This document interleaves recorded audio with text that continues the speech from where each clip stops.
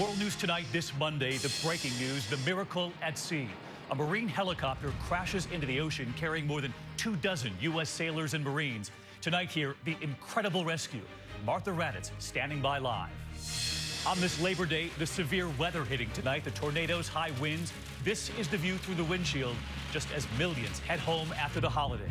Ginger Z is right here. An ABC News investigation tonight sneaking into America. Brian Ross on the 6,000 foreign nationals who arrived here and who have now vanished. And first day, America's future smiling back at us tonight. Hi, David. Kindergartners across this country with the one thing they're most excited about. It turns out we're all starting something new.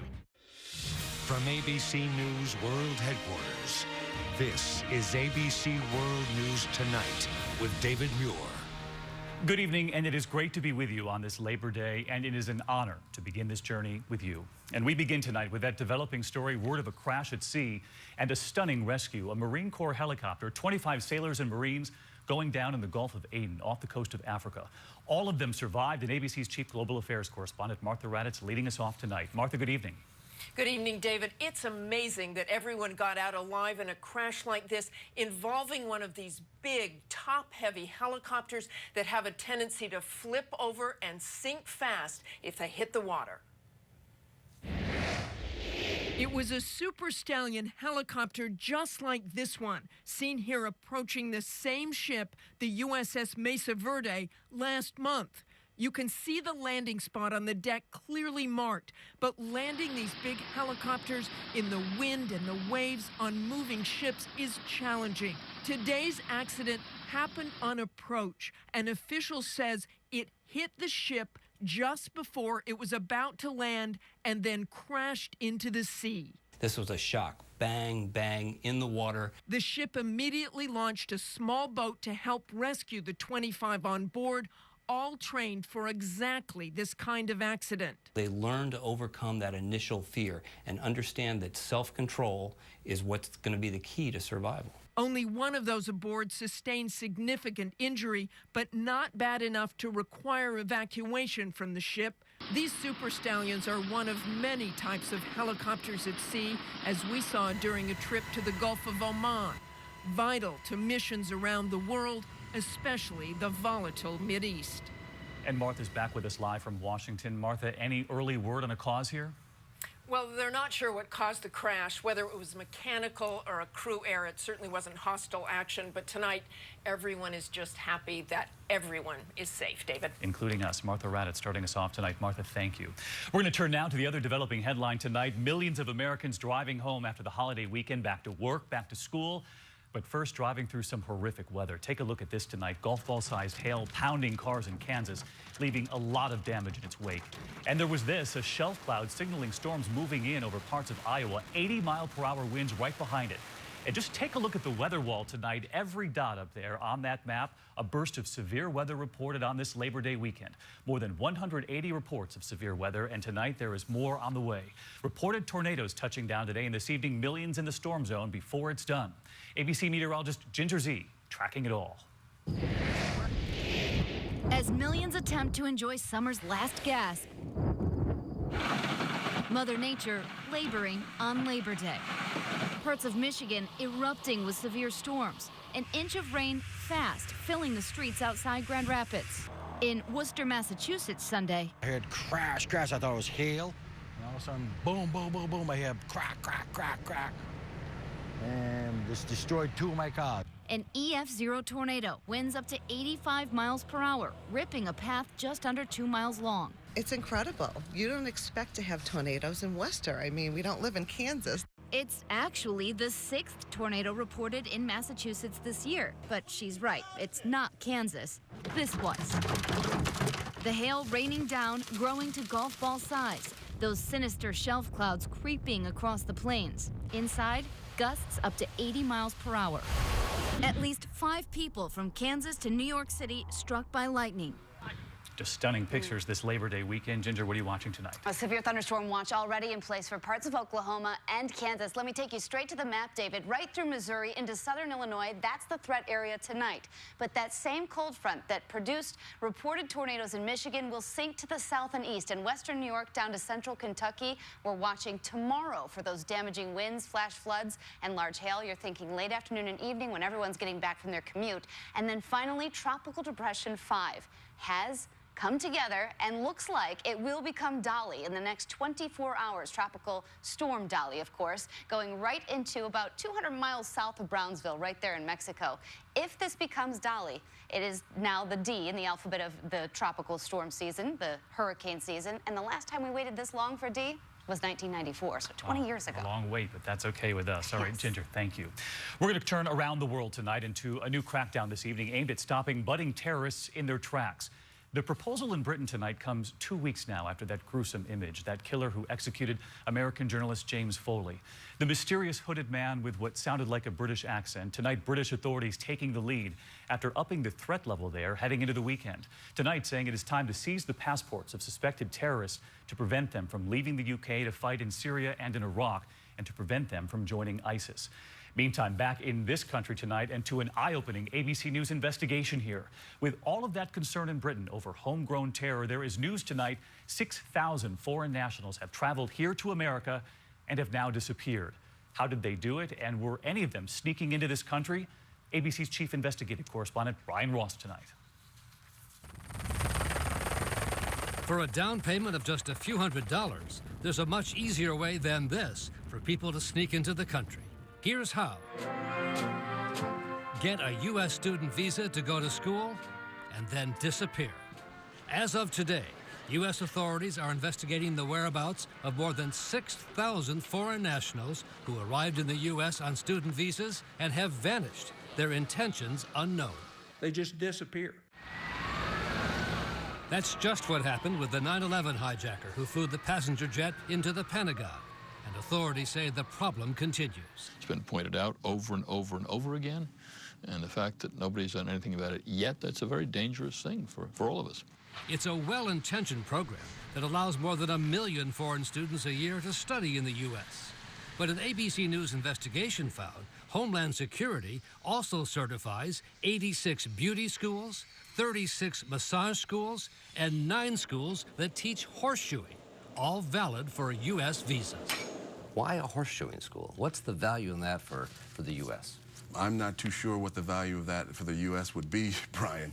Peter Edge heads investigations for ICE, Immigration and Customs Enforcement. I do agree it's a problem, Brian. But they've blended into the landscape somewhere. They have blended into the landscape. It's like disappearing, isn't it? Well, virtually. ICE agents have brought criminal charges in some cases, including against 5 top administrators at what's called the Micropower Career Institute in New York, where authorities say they essentially offered an easy path to U.S. visas for the price of tuition. Can you please leave the premises? None of the administrators would come out when we showed up, and they've all pleaded not guilty to visa fraud charges. But incredibly, despite the indictment, the operation remains on the Homeland Security list of schools certified for foreign student visas. Here it is, right here. Right. How can they still be on the list of certified schools? Brian, I can only say that this is the United States of America and everyone has due process. In the wake of the 9/11 attacks, there were also calls for tighter rules and FAA approval for U.S. flight schools that train foreign students. But in the most recent audit, more than 1/3 of the flight schools accepting foreign students still had not been certified by the FAA, David. All right, a lot of questions unanswered. Brian, thank you. Tonight from the Syrian border with Lebanon, where we know ISIS has taken a stand, a new and stunning number. More than half the population in Lebanon are now refugees from Syria. In fact, more than 3 million Syrians have now fled, many of them children. And look at this tonight. Our cameras were right there on the Syrian border, where I learned children don't board school buses, they board pickup trucks, taken to work in the fields, supporting their families at 8, 9, 10 years old. They come from middle-class families, their parents once teachers, lawyers, and now they are the ones supporting their parents. Tomorrow night, right here, we're on those trucks for those grueling days in the field. Is anyone looking out for the children? That's tomorrow night, right right here on World News Tonight. Meanwhile, to another hotspot this evening, President Obama preparing to head to Europe for a crucial meeting of world leaders this week. What to do about Russia and Ukraine. And tonight we've learned NATO is now planning to launch a rapid response team that can deploy a strike force, several thousand troops in as little as 48 hours. And to Iceland tonight, and to some remarkable images coming in, an ancient volcano roaring back to life, spewing lava 200 feet into the air. Just look at it. A monster cloud so big, aviation experts had raised the alert level to its highest level, banning all flights below 6,000 feet. Tonight, that code red has now been lifted. Back here at home tonight, and the hunt is on for the man in this surveillance tape considered armed and dangerous, nicknamed the AK-47 Bandit. And you can see why, wielding a powerful assault rifle. And that's not all. Authorities pointing to one thing tonight, the word written across his vest, Sheriff. The suspect reportedly claiming to be a former law enforcement officer, but will he be caught before he strikes again? ABC's Cecilia Vega tonight with the tape. Tonight across the West, the all-out manhunt intensifying for this masked man, wanted for 5 bank robberies in 4 states, most recently making off with a duffel bag full of cash in Nebraska, each time wielding an assault weapon, often wearing a bulletproof vest. We're going to track this guy down wherever he goes. Authorities say his spree began 2 years ago here in Chino, California. The bandit robbing a bank, shooting and seriously wounding a police officer. He fires like 4 shots at the car. Boom, boom, boom, boom. The FBI suspects he also called in a bomb threat as a diversion. 911 emergency, what are you reporting? I have a bomb, 6 o'clock, you hear me? The AK-47 Bandit has shown such proficiency with the gun, including right here at this bank. The FBI tells me it's now looking into the possibility that he's a former police officer or ex-military. In fact, during one Idaho heist, police say he bragged about being a former officer. And look at these surveillance pictures. He's seen wearing a sheriff's vest. If you're willing to shoot a police officer, you're probably willing to do just about anything. The FBI hoping to catch this bandit, last seen carrying that AK-47. Cecilia Vega, ABC News, Chino, California. Cecilia Vega tonight. Cecilia, thank you. We're going to turn now to that blockbuster medical headline involving the #1 killer in the world, heart disease. Tonight, we're learning more here about an experimental treatment now being called a potential breakthrough. So promising, they stopped the study in the middle of it all, and now the next step, FDA approval. Let's get right to ABC senior medical contributor Dr. Jen Ashton. And Jen, you were telling us in the newsroom, this is a big deal. Absolutely. This is the first drug of its kind in pill form to treat congestive heart failure. It's a combination of 2 drugs, and in this study, which was the largest ever done for heart failure, it was found to reduce deaths from heart disease by 20% and improve quality of life. By 20%, though, that's a staggering figure. In the meantime, how long will it take to get approval to get it out there? Well, first it needs to be studied more in African-American patients and in women, but if the FDA approves this, it could be available as early as 2015. Highly significant and very optimistic. All right, Dr. Ashton with us here tonight. Doctor, thank you. And tonight, as America heads back to work after Labor Day, we're not heading back to a paycheck like this one. One of the biggest endorsement deals in sports history, NBA star Kevin Durant, our partners at ESPN now reporting that Nike is offering Durant $300 million over the next 10 years to stay on. The deal negotiated by superstar Jay-Z's company, Roc Nation Sports, just as Durant was considering leaving Nike for another sportswear company. Durant tweeting today, excited and humbled to sign back with the swoosh. There is still much more ahead on World News Tonight this Labor Day. That big headline today, the famous faces who say their private photos were stolen. So tonight here, we ask, how safe are your photos on your computer? The answer is eye-opening. The vacation hero, the man on his balcony who spotted not only the swimmers, but the hammerhead shark. What he did next, he's right here tonight. And you've got to stay tuned for this, America's Future Tonight. Kindergartners from all over this country getting ready, and what's the one thing they're most excited about? They made us laugh. Well, perhaps you read that headline today. Some famous faces saying their photographs were stolen, hacked. Tonight, the FBI is on the case as we ask here, how safe is the private information, the photos you've stored through your own computer? And is your Wi-Fi making it easier for hackers to get your information? ABC's Lindsay Davis back on the case tonight. An invasion of privacy tonight, impacting some of the biggest stars in the world. Personal photos of some A-list celebrities were reportedly posted on photo-sharing site 4chan, allegedly obtained by hacking cloud accounts, those huge servers that can automatically back up every picture you take on your phone. Even if you have deleted photos from your phone, oftentimes they've already been uploaded into the cloud. They continue to exist. Apple said today they're investigating if their iCloud service was breached. But researchers say many of us are making it all too easy for criminals to access our most private information. We're cruising the streets of New York, scanning for unprotected Wi-Fi networks. Currently, we have 260 networks, and we've traveled about, 1 yard? Security expert Chester Wisniewski finds almost a quarter of wireless networks have weak or no protection, leaving emails, financial accounts, everything exposed. I would see their instant message conversations, the photos they're sharing. And when you're on the go, remember that free public Wi-Fi comes with a privacy risk, too.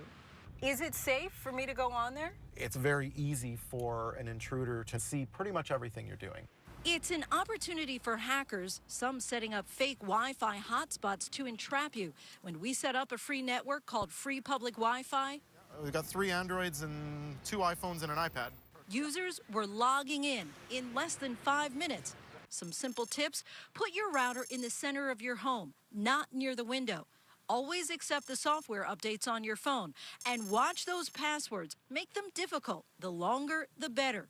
Jennifer, you look great! Important steps to prevent anyone from peeking into our entire lives. Lindsay Davis, ABC News, New York.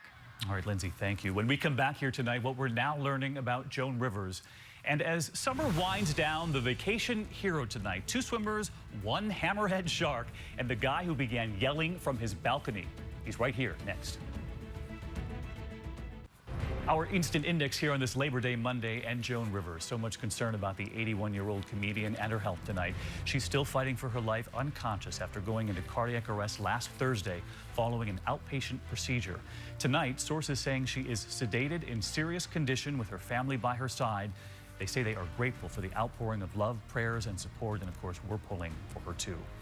And a home video nearly gone awry. Watch this, a family on vacation at a lake. They own their own drone, an expensive camera, flying overhead, capturing the moment, but the battery wasn't fully charged. The drone descends, and the dad comes running to the rescue, emptying his pockets and then sprinting into the water to save not only the family's expensive toy, caught on tape, not to mention the family memories saved. Dad, the hero tonight.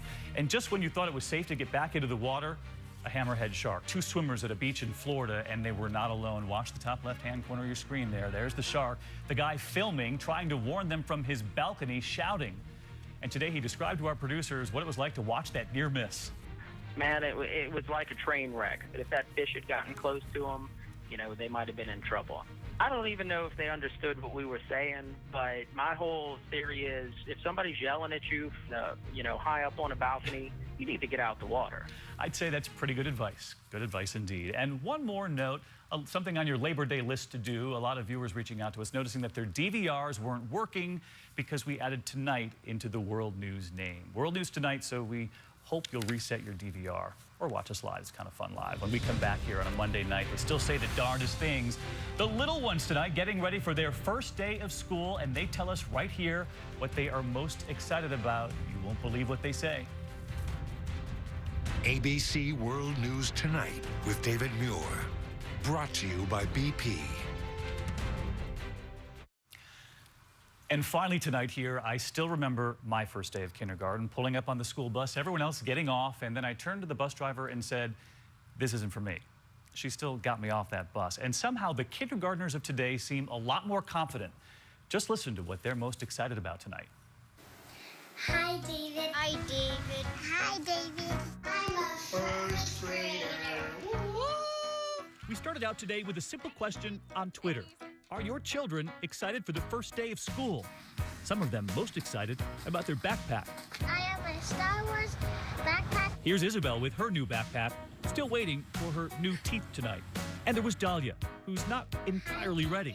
Hi, World News Tonight. As you can see, I love sparkles, and I need to get new shoes. And we love Jonah, future astronaut. I can't wait to go to kindergarten. This is my pants. This is my sweater. This is my backpack. And this is my water bottle. Ta-da! And Jonah's not alone. 3.7 million kindergartners going to public school this year. Start saving for college. Jonah's graduating in the year 2027. And we did the math today. That means 2,340 school days before he graduates. And then there was Jalea from Rochester, New York. She took us to the end of the driveway where she'll be tomorrow morning. I wait for my bus. And tonight, we haven't forgotten all of those pre-Ks out there getting started too. And just listen to how Evan answered this. Are you excited? Are you happy? Sure. The future tonight. And I just wanted to take a moment to thank so many of you for your messages and your tweets, so many during the news tonight, and one in particular from Diane. Thank you, friend, for everything. And so one more time, as I've often said, for Diane Sawyer and all of us here at ABC News, have a good evening, and I'll see you right back here tomorrow night.